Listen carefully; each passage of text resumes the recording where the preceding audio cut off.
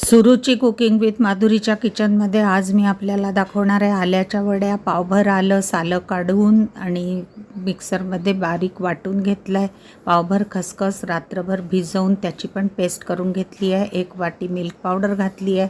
3 वाट्या ही पिठी साखर आहे आणि 1 वाटी मी साधी आपली साखर घातलेली आहे. आणि आता याला घट्ट होईपर्यंत असं शिजवून घ्यायचं आहे. आळत आल्यावर आपल्याला त्याला सेट होत आहे का म्हणून पाहायचं आहे. तूप लावलेल्या ट्रेवर थापून घ्यायचं आहे आणि गार झाल्यावर त्याच्या वड्या पाडून घ्यायच्या आहे. अशा वड्या ह्या थंडीच्या दिवसात आपण खाऊ शकता. मला हा व्हिडिओ पाठवायला थोडा लेट झाला आहे. पूर्ण व्हिडिओ बघितल्याबद्दल धन्यवाद. पुन्हा भेटूया नवीन रेसिपीबरोबर. तोपर्यंत मस्त खा आणि स्वस्त राहा. मुख्य म्हणजे खात राहा. विशेष सूचना, आलं घेताना रेषा असलेलं आलं घ्यायचं नाही. आलं थोडा वेळ पाण्यात भिजवून ठेवायचं.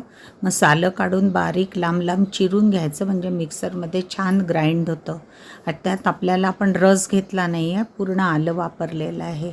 आणि अशा खूप सुंदर अशा वड्या. समजा ओलं राहिलं आणि सेट झालं नाही तर अशा वेळी तो ट्रे रात्रभर फ्रीजमध्ये ठेवा आणि मग नंतर त्याचे ते तुकडे तोडलेले आहेत ते वेगळे करा.